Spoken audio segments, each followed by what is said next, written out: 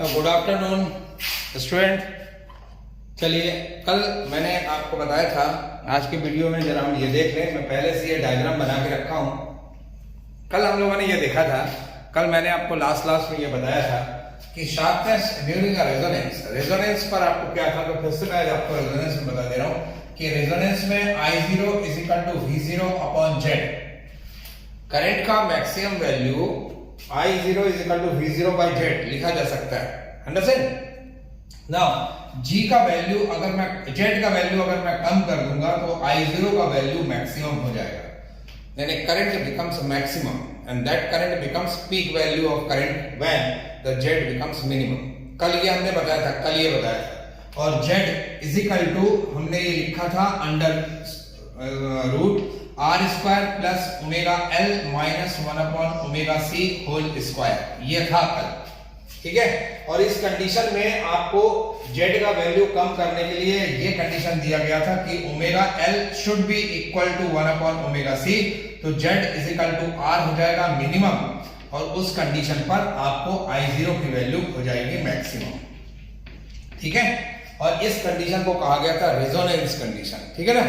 और कल हमने ये भी बताया था इस कंडीशन में कि इस पर आपने ऐसा ग्राफ देखा था, ऐसा एक ग्राफ बनाया था, और इस पर ऐसा भी एक ग्राफ बनाया था, और ऐसा भी ग्राफ बनाया था। मतलब अगर ये जो शार्पनेस आ रहा है वो शार्पनेस इस पहले वाले ग्राफ पे आ रहा है, ये सेकंड नंबर, ये थर्ड नंबर। तो sharpness in a graph that is obtain in first graph, first वाले कर्व पर आपको उसका शार्पनेस दिखाई देगा। शार्पनेस कब हो सकता है? मतलब I0 की वैल्यू यहां भी है, इस कर्व के लिए I0 ये है, इस कर्व के लिए I0 ये है, इस कर्व के लिए I0 ये है। लेकिन इस I0 की वैल्यू मैक्सिमम है फर्स्ट वाले का। कब हो सकता है? जब इस Z की वैल्यू मिनिमम हो। जितना ये मिनिमम होगा, मतलब जितना रेजिस्टेंस कम होगा, Z is equal to R है। अब Z is equal to R, तीन फिगर है, Z is equal to R, ये तीन फिगर है। इस कंडीशन पर R इज इक्वल टू 15 है, इस कंडीशन में 10 है, इस कंडीशन में 5 है। तो नेचुरली यहां पर वैल्यू कम है, तो Z इसकी वैल्यू कम हो गया, I0 ज्यादा होगी, मतलब इस जगह पर R की वैल्यू कम है। मेरी बात समझ आ गई? और जब पीक वैल्यू आती है, इसको कहा जाता है शार्पनेस। ये इस कर्व का शार्पनेस है, ये इस कर्व का शार्पनेस है, ये इस कर्व का शार्पनेस है। यानी शार्पनेस की कंडीशन में अगर देखा जाए तो I0 is equal to V0 upon R होना चाहिए। शार्पनेस की कंडीशन पर I0 is equal to V0 upon R होना चाहिए। वो क्यों होगा, इस बात को ध्यान रखना। वो होगा तभी पॉसिबल है जब कंडीशन रेजोनेंस की हो। मतलब कंडीशन ये होगा, मतलब omega square is equal to 1 upon LC ये होना चाहिए। यानी omega is equal to 1 upon under root LC। इस कंडीशन को कहा गया resonance condition. This is the condition. यानी ओमेगा R यहां पर एक्चुअल है क्या? ओमेगा R यहां पर है 1 अपॉन अंडर रूट LC है। मतलब इस कंडीशन पर शार्पनेस आया, ये point peak I0 is equal to V0 upon R, ये शार्पनेस आया। और उसका ये कर्व दिखा, ये कर्व आपको दिखा, उसका ये कर्व दिखा, नीचे से ऊपर जाता हुआ फिर ऊपर से नीचे आता। मतलब ओमेगा R के पहले जो ओमेगा होगा, ओमेगा R के पहले जो ओमेगा होगा वो धीरे धीरे बढ़ता हुआ दिखाई देगा। और ओमेगा R के बाद जो वैल्यू होगी ओमेगा की, वो धीरे धीरे डाउन होती दिखाई देगी। ठीक, लेट सपोज करो एक फिगर ले, एक वैल्यू ले रहा हूं कि I0 की पीक वैल्यू है सपोज 80 एम्पियर। मेरी बात समझ आ गई? I0 की पीक वैल्यू 80 एम्पियर। ये लोएस्ट जो वैल्यू है यहां पर, ये मान लो 2 एम्पियर। 2 से 80 एम्पियर तक बढ़ रहा है, 2 से 80 एम्पियर तक ये इंक्रीज हो रहा है, और 80 एम्पियर से यहां पर फिर डिक्रीज हो रहा है 2 तक। तो इस बीच में कोई एक ऐसा पॉइंट होगा, कोई एक ऐसा वैल्यू करंट का होगा, कोई एक ऐसी करंट की वैल्यू होगी जिस जगह पर ये दोनों सेम हो जाएंगे। कर्व का एक कोई ना कोई पॉइंट तो होगा, कोई भी कर्व है उस कर्व में कोई ना कोई एक पॉइंट होगा जिस कर्व के उस पॉइंट पर करंट की वैल्यू दोनों तरफ सेम हो जाएगी। वो करंट की value that is V0 upon root 2R, अगर वो वैल्यू आ गई, मतलब उस कर्व के ऊपर 2 पॉइंट ऐसे मिलेंगे जहां पर करंट का वैल्यू पीक वैल्यू का 1/√2 हो। मतलब जितना करंट का ये वैल्यू है, जितना करंट का ये वैल्यू है, let this is current value 80, तो उस कंडीशन पर ये 80 है, तो इस कर्व में 2 पॉइंट ऐसे होंगे जहां पर 80/√2 जो पीक वैल्यू ऑफ करंट का 1/√2 जो पॉइंट होगा, ठीक है, 2 पॉइंट होगा। जो कर्व बन रहा उस कर्व के में 2 पॉइंट ऐसे होंगे जो पीक वैल्यू का कितना होगा, 1/√2 होगा। मेरी बात समझ आ गई?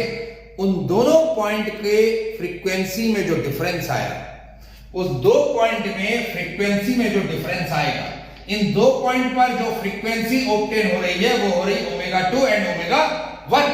ω2 पर करंट की वैल्यू कितनी है, पीक वैल्यू का 1/√2, पीक वैल्यू का 1/√2। ω1 पर करंट की वैल्यू कितनी है, पीक वैल्यू का 1/√2। इन 2 पॉइंट पर जब ये वैल्यू आएगी, उस समय जो फ्रीक्वेंसी होगा, उस फ्रीक्वेंसी का जो डिफरेंस है, उस फ्रीक्वेंसी का डिफरेंस यानी ω2 ज्यादा है ना यहां से, यहां कम है, ω2 माइनस ω1, वो जो फ्रीक्वेंसी का डिफरेंस होगा, ठीक, और जो पीक वैल्यू है, उस समय का जो फ्रीक्वेंसी होगा, इनके बीच जो रेशियो आएगा, that is called Q factor. So what is quality factor? Remember one thing, quality factor क्या कहा जाता है? क्वालिटी फैक्टर ये कहा जाता है कि it is the ratio between resonance frequency, and the frequency obtained both side of the resonance frequency where the value of current is 1/√2 times of its peak value. इसका ये जो रेशियो होगा, that ratio is called Q factor. This is called quality factor. What is Q factor? That is called quality factor. यानी quality आपको समझ में आती है, मतलब उसका क्वालिटी फैक्टर, मतलब यहां से आपको ट्यूनिंग समझ में आएगा, तो उस जगह पर उसको कहा जाता है quality factor. So write down quality factor और शार्पनेस ऑफ इन रेजोनेंस, लिखिए द क्वालिटी फैक्टर और Q factor in a series, quality factor और Q factor in series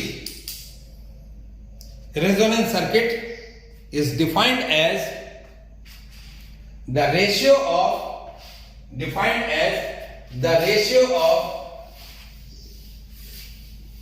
resonance frequency,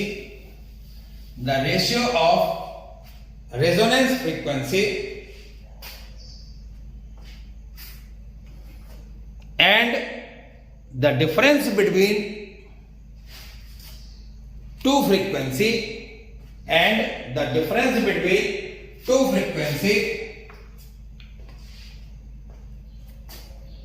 such that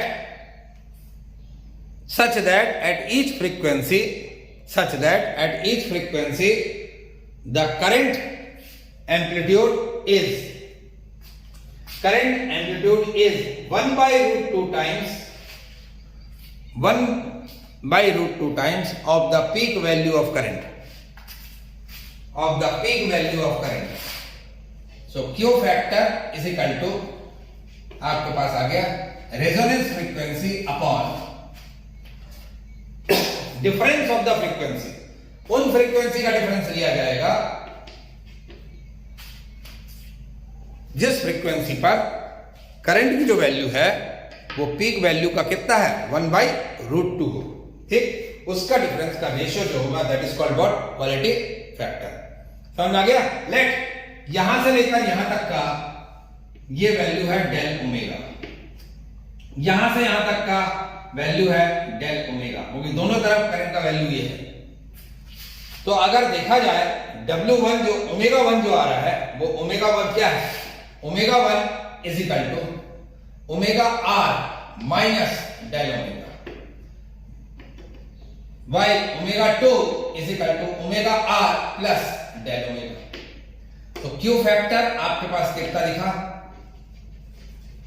is equal to omega are upon, यहां देख लो omega 2 कितना होगा, omega r plus del omega minus omega r plus del omega, this and this can be cancel, तो Q factor is equal to omega are upon 2 del omega. What is 2 del omega? This is called bandwidth, where 2 del omega is called bandwidth. Bandwidth of resonance frequency.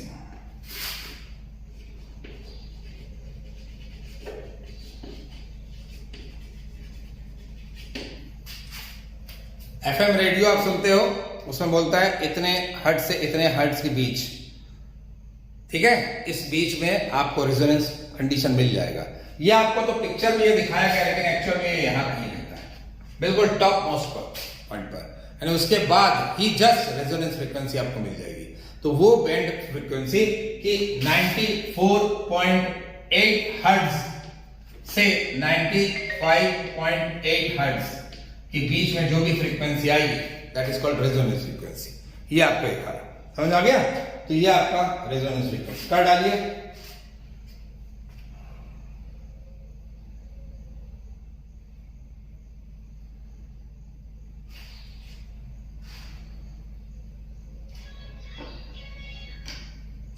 हाँ बोलो। अच्छा अच्छा, ठीक ठीक ठीक, हाँ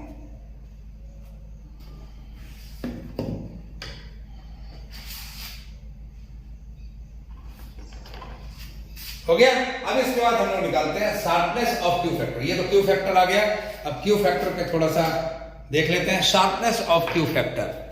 तो यहां शार्पनेस, ये डायग्राम आप बना लोगे, ध्यान रखना, इस डायग्राम को आप बना लेंगे। उसके बाद हमारे पास आया क्या, हमारे पास ये आया एक्चुअल में क्यू फैक्टर का, मैं यहां लिख देता हूं, Q factor is equal to omega are upon omega 2 minus omega 1, ठीक है, ये हमारे पास एक्चुअली आया। अब हम निकाल रहे हैं शार्पनेस ऑफ क्यू फैक्टर। तो यहां आ गया शार्पनेस ऑफ क्यू फैक्टर, ठीक। तो चलिए ये भी हम निकाल लेते हैं, जरा देखें। इन रेजोनेंस कंडीशन आपको मालूम है कि Z is equal to under root R square plus omega L minus 1 upon omega C whole square, ये होता है, ठीक है। अच्छे से देख लेना है इसको, Z is equal to under root R square plus omega minus 1 plus omega square, ये होता है, ठीक है। दूसरी चीज ये कि जब हमको ओमेगा 2 और ओमेगा 1 लेना है, तो उस कंडीशन में हमारे पास करंट की जो वैल्यू आएगी, Z की जो वैल्यू आएगी, वो अंडर रूट 2R होगी। देखो यहां पे I0 is equal to V0 upon R लिखा है, इसके ऊपर था क्या, I0 is equal to V0 by Z, यही रहा, ठीक है ना। Z की वैल्यू R आई थी रेजोनेंस कंडीशन में, यही आएगा ना। लेकिन जब ओमेगा 1 और ओमेगा 2 की फ्रीक्वेंसी अगर आप लोगे, तो उस कंडीशन में Z की वैल्यू क्या होगी, अंडर रूट 2R, यानी Z की जगह पर यहां पे क्या लिखा है 2R, यानी Z की वैल्यू क्या है अंडर रूट 2R, ठीक है। तो in case of omega 1 and omega 2 Z की वैल्यू क्या होगी, but in case of side frequencies Z is equal to under root 2R, मैं इसकी वैल्यू यहां पुट अप कर दूं तो under root 2R is equal to under root R square plus omega L minus 1 upon omega C का whole square, squaring कर दें तो ये रूट अलग कर दें तो ये आ जाएगा 2R square is equal to, मैं लिख सकता हूं R square plus omega L minus 1 upon omega C whole square, ये कैंसिल तो हो जाएगा R square is equal to omega L minus 1 upon omega C whole square, squaring अलग कर दो तो क्या आ गया, omega L minus 1 upon omega C is equal to plus minus R। Now for, अब जरा यहां देखें, ये कंडीशन तो ओमेगा 1 और ओमेगा 2 के लिए है, तो माइनस ओमेगा R किस तरफ हम माइनस ले, ओमेगा R को इस तरफ प्लस ले लें, तो तो मैं अगर इसको ये देखूं तो यहां पे लिखूं omega L 1L minus 1 upon omega 1C is equal to minus R. इतना समझ आ गया? उस तरफ ले ले ओमेगा 2 के लिए omega 2L minus 1 upon omega 2C is equal to plus R. ये आ गया? ठीक है, ऐड फर्स्ट एंड सेकंड करें, अच्छे से देख लेना फिर छापना ले।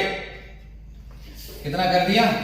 चलिए ऐड कर दें इसको, तो इसको ऐड कर दें तो यहां पे आ जाएगा क्या? Omega 1L minus 1 upon omega 1C plus omega 2L minus 1 upon omega 2C plus minus R is equal to minus R plus R. ये तो हो गया जीरो। अब आपके पास यहां से बाहर निकल गया क्या? L। मैं लिख दूं ओमेगा 2 प्लस ओमेगा 1, ऐसे लिख दिया। यहां से माइनस बाहर निकाल लो 1 अपॉन C, तो अंदर क्या बचेगा? 1 upon omega 1 minus 1 upon omega 2 इतना इज इक्वल टू 0। इतना आगे समझ में?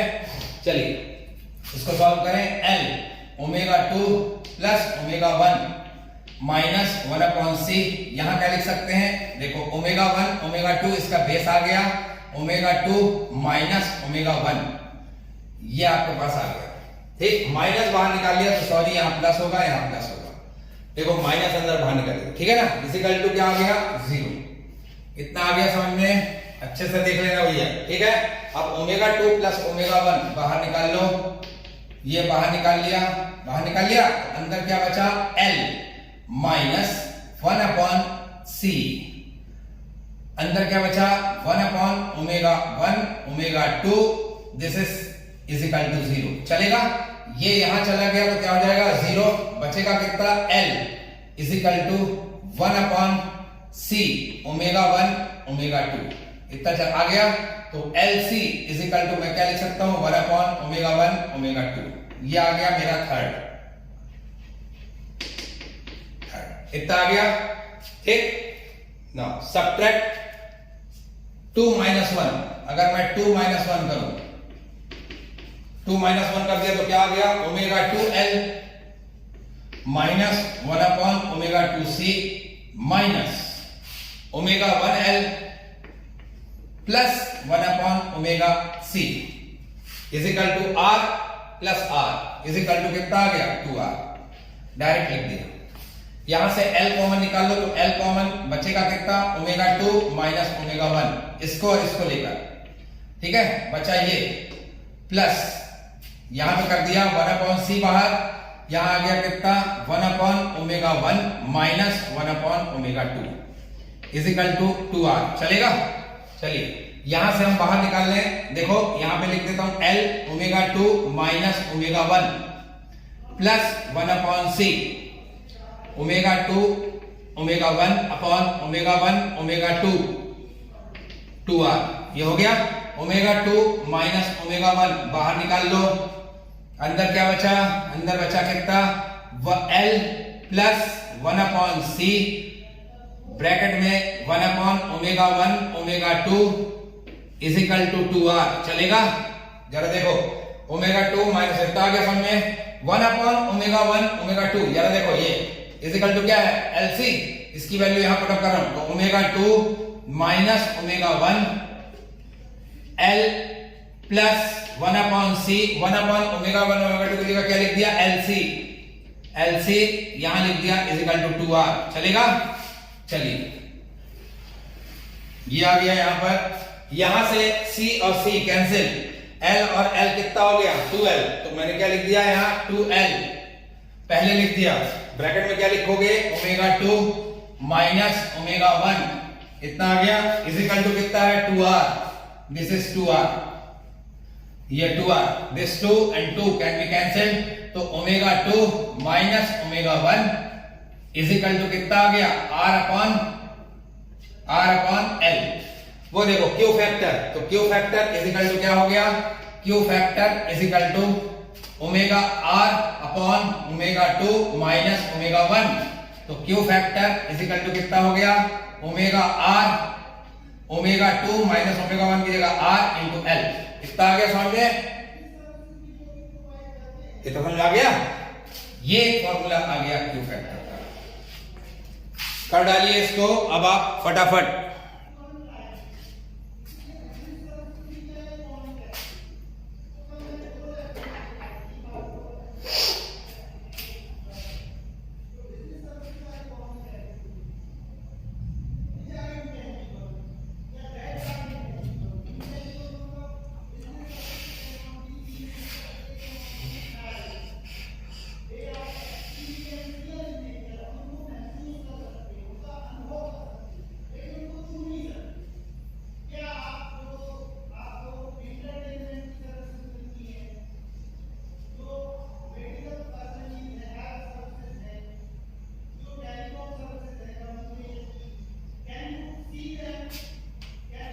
हो गया।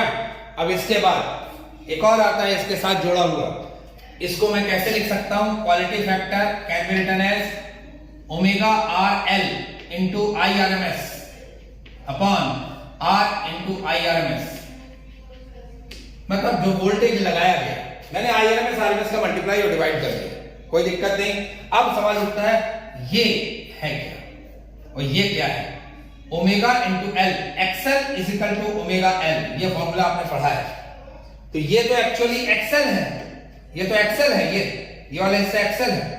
तो ये हो गया XL into I R M S, यही हुआ ना। और ये R into I R M S, actual में ये बना। और V is equal to I R, यानी ये हो जाएगा ये आई आर एम एस, यानी जो वोल्टेज दिया गया applied voltage, and this is called applied voltage. ये तो applied voltage हो गया। और ये क्या हो गया? voltage across inductive coil। ये आ गया voltage across inductive coil, ठीक है ना। तो voltage across inductive coil upon applied voltage, इसका जब रेशियो होगा तो that is called voltage magnification। तो यहां पे लिखोगे, यहां पर quality factor is equal to voltage across coil upon applied voltage. This can be written as applied voltage, and that is called voltage magnification is equal to voltage magnification.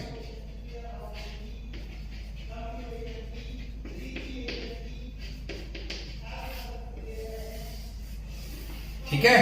तो quality factor का एक और definition बना, quality factor also can be defined as the ratio of voltage applied across the coil to the applied voltage, that is called voltage magnification. इसको voltage magnification ये भी कर डालिए आप। तो इस केस में फ्रीक्वेंसी कितनी आई, जरा फ्रीक्वेंसी को भी देख लें यहां पर। तो हमारे पास देखो जरा यहां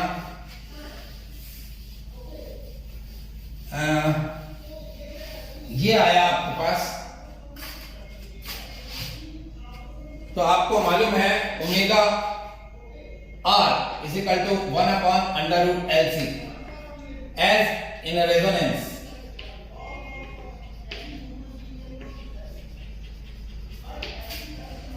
सो omega R square 1 upon L C और omega R into omega R into L is equal to 1 upon C. हम इसको ऐसे लिख सकते हैं, ओमेगा आर को एक यहां ले आए, तो ओमेगा आर एल, तो quality factor is equal to that can be written as omega R L की जगह पर हम लिख सकते हैं 1 upon omega R C into R. आप इसको ऐसे भी लिख सकते हैं। This is another one.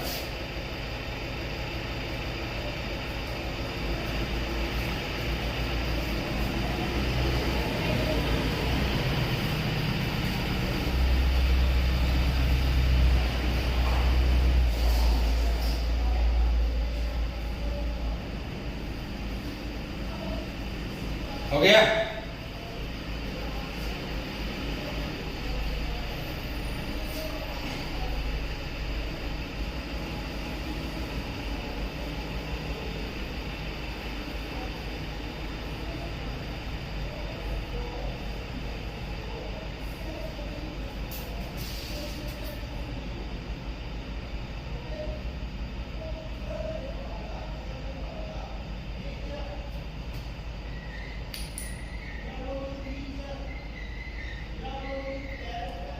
चलिए ना, अब आपके पास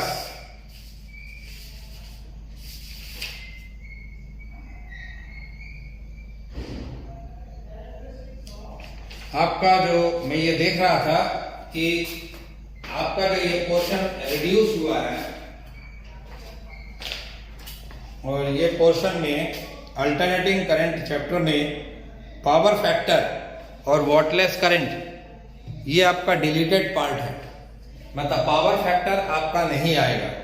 ठीक है, तो अब मैं जो आपको बताने जा रहा हूं दैट इज पावर फैक्टर का पोर्शन, वो नहीं आएगा। ध्यान रखना, ये जो पोर्शन अब आप करने जा रहे हो ये आएगा, तो यहां तक क्वालिटी फैक्टर आपके पास है, यहां तक आप कर लीजिए। ठीक, इसके बाद चूंकि डिलीटेड पोर्शन है इसलिए मैं आपको वो वाला पोर्शन नहीं कराऊंगा, वो आप मुझे बताइएगा कि सर आपको वो कराना है तो मैं आपको आगे का हिस्सा वो करा दूंगा। ठीक है, अगर आप बोलोगे तो मैं आपको करा दूंगा। ठीक है, और अगर नहीं बोलोगे तो मैं डिलीटेड पोर्शन नहीं कराऊंगा। ठीक है, तो यहां तक आपको कर दो। अब क्वालिटी फैक्टर में जो इतना बड़ा डेरिवेशन आज का है ये कभी नहीं आया, कभी नहीं। कोर्स में है बट कभी नहीं आया, लेकिन आपको ध्यान रखना है इसके न्यूमेरिकल बहुत इंपॉर्टेंट है। इसके